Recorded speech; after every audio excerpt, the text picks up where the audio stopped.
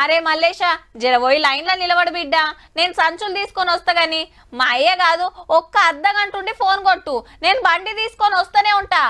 ఓ అక్క, రమేష్ అన్నని ఆటో తీసుకొని రమ్మందాం, ఆటో కట్టుకొని పోతే ఒక్క పారే వచ్చేస్తాయి. వామ్మో మస్తు లైన్ ఉందమ్మా, గీ ఎండల నేనేడ నిలబడతా, చల్లబడ్డకొస్తతి. అన్న మీ ఊర్లు ఇస్తున్నారే, మా తాన పొదుగానే చాలు చేసిండ్రు. గిట్లున్నది తెలంగాణ అంతటా. ఆవ్ కోపిన్ బియ్యం కోసమే రావాలే, లైన్ కట్టాలే, ఏలి ముద్రెయ్యాలే, బియ్యం జోకించుకొని పోవాలే. ఈ అన్న బండి మీద 2 బస్తాలు వేసుకుపోతున్నాడు. టీవీఎస్ బండి మీద 2 మూటలేసిండు కాక. వీళ్ళు చూడుర్రి 6-7 సంచులుంటే ఆటోనే మాట్లాడుకున్నారు. ఒక్క పారే 3 నెలల బియ్యం. మరి మనిషికి 6 కిలోల చొప్పున ఇంట్లో 4 మునుపు 24 కిలోలు వస్తే ఇప్పుడు 72 కిలోలు రావట్టే. నెలకి 42 కిలోలు, 3 నెలలు 126 కిలోలు ఇస్తారు. ముగ్గురికి 18 కిలోలు వస్తుంది ఒక నెలకు.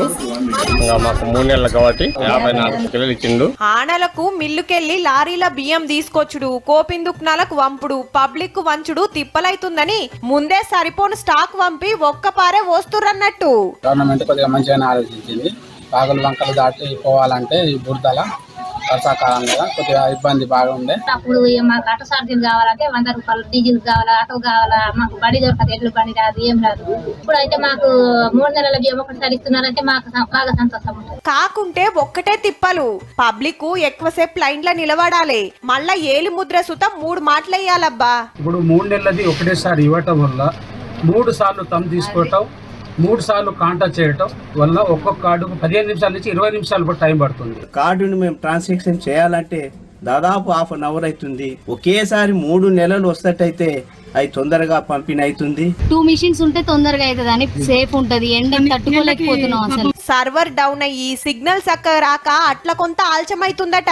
గీ తక్లీవులు జెప్పున తీర్చి కడమొల్లకు సుతా కొత్త రేషన్ కార్డులు ఇస్తారా అంటే పబ్లిక్ ఇంకింత ఫాయిదా అవుతుంది సార్లు.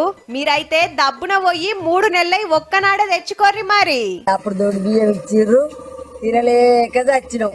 పురుగులు అడ్డే బుట్ట. ఇప్పుడు మాకు ఆనందం అవుతాయి.